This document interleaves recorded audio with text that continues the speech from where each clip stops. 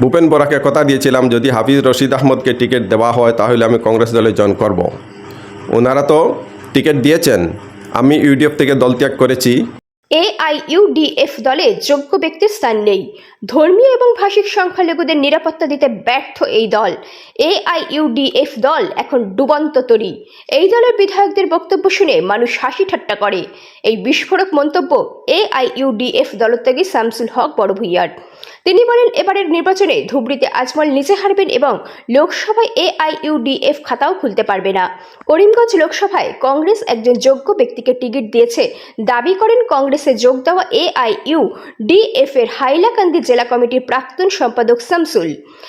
UMF থেকে AIUDF দল থেকেও রাজ্যের ধর্মীয় এবং ভাষিক সংখ্যালঘুদের নিরাপত্তা দিতে ব্যর্থ হয়ে শেষ পর্যন্ত কংগ্রেসে যোগ দেন তিনি বলেন, কংগ্রেস জনগণের চাহিদাকে সম্মান জানিয়ে করিমগঞ্জ আসনে আইনজীবী হাফিজ রশিদ আহমেদ চৌধুরীকে মনোনয়ন দিয়েছে।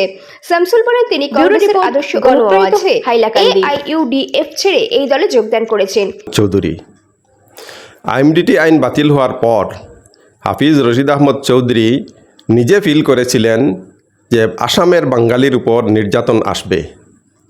এই জন্য ভাষিক সংখ্যালঘুদেরকে, ধর্মীয় এবং ভাষিক সংখ্যালঘুদেরকে একত্রিত করে ওনারই তৎপরতায় ইউডিএফ দলের জন্ম দিয়েছিলেন উনি। তারপরে ইউএমএফকে ইউডিএফের সঙ্গে মার্জ করেছিলেন। সেই কমিটিতে আমি ছিলাম। আমিও এটা ফিল করেছিলাম যে এই ভাষিক এবং ধর্মীয় সংখ্যালঘু আসামে একটা ডিসাইডিং ফ্যাক্টর। এই ভাষিক এই সংখ্যালঘু সম্প্রদায়দেরকে বারবার নিপীড়নের সম্মুখীন হতে হয়। এই নিপীড়ন থেকে পরিত্রাণ পেতে হলে এই সংখ্যালঘুরা যদি এক মঞ্চে আসতে পারে তাহলে কিছু একটা করা যাবে। সেই উদ্দেশ্যে যখন দল গঠন হয়ে গেল, আমি সেই দলের একদম জন্মলগ্ন থেকে ছিলাম। প্রথমে সম্পাদক ছিলাম, তারপরে 2 বার সাধারণ সম্পাদক হয়েছিলাম। আর আপনারা জানেন আমি মাঝে মাঝে বিদেশে চলে যাই চাকরি সূত্রে। তখন প্রথম যখন জেনারেল সেক্রেটারি হয়েছিলাম, তারপরে আমি দুবাই চলে গিয়েছিলাম রিজাইন করে। পরবর্তী যখন আসলাম দুবাই থেকে, তখন আবার জেনারেল সেক্রেটারি বানানি হলো। তারপরে 2013 ডিসেম্বরে আমি চলে গিয়েছিলাম ওমান, রিজাইন করে গিয়েছিলাম। আচ্ছা, দল যখন চলছে, প্রথমে তো দলের যে প্রেক্ষাপট ছিল, যে দল গঠনের কারণ ছিল আইএমডিটি আইন বাতিল হওয়ার পর এর বিকল্প কিছু করা। এই বিকল্প করার পথে দল তো কিছুই করল না, বরং শুধু 10 জন এমএলএ নিয়ে বিধানসভায় বসে থাকলো আর এই এমএলএরা তাদের আখের গুছাতে শুরু করলো।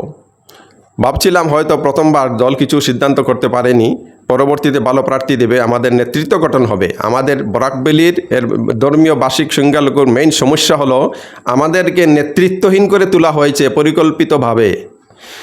মরহুম মইনুল হক চৌধুরী পর আমাদের সেই রকম এই শক্তিশালী নেতৃত্ব গড়ে উঠতে দেওয়া হয়নি। এখন আপনি দেখবেন AIUDF বলুন, কংগ্রেস বলুন আর বিজেপি বলুন, কোনো বলিষ্ঠ নেতৃত্ব গড়ে উঠছে না বাঙালির পক্ষ থেকে। পরিকল্পিতভাবে আমাদেরকে দুর্বল করে রাখা হচ্ছে।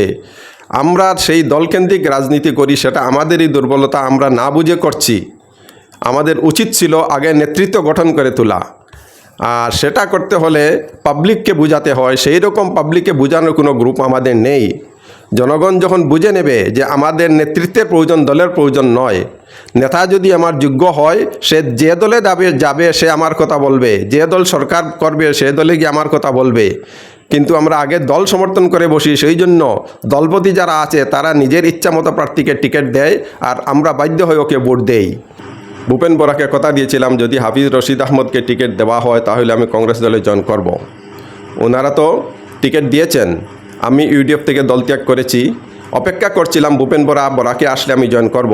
গত 4 তারিখ করিমগঞ্জে ওনার আসার কথা ছিল, আমি গিয়েছিলাম ওখানে জয়েন করার জন্য, কিন্তু উনি ওখানে আসতে পারেননি ওয়েদার খারাপ থাকার কারণে। আজকে 8 তারিখ, আজ উনি আসার কথা কাটিগড়ায়, আজও আসতে পারবেন না। এই প্রোগ্রামটা ক্যান্সেল হয়েছে গতকাল জেনে। আয়নারখালে এখানে একটা প্রোগ্রাম ছিল মোনাচড়ায়, হাফিজ রশিদ আহমদ চৌধুরী উপস্থিত ছিলেন। তখন উনি আমাকে বললেন, তুমি আজকে জয়েন করে নাও, তুমি কংগ্রেসের হয়ে আমার হয়ে কাজ করছো এতদিন থেকে, আর তুমি দল জয়েন করছো না, আজ করে নাও। ওনার কথা রাখতে আমি আবার জয়েন করে নিলাম। আর ভূপেন বরাকে আমি ধন্যবাদ জানাই হাফিজ রশিদকে টিকিট দেওয়ার জন্য। কংগ্রেস পার্টিকে ধন্যবাদ দেই হাফিজ রশিদের মতো যোগ্য ব্যক্তিকে কংগ্রেসে নেওয়ার জন্য।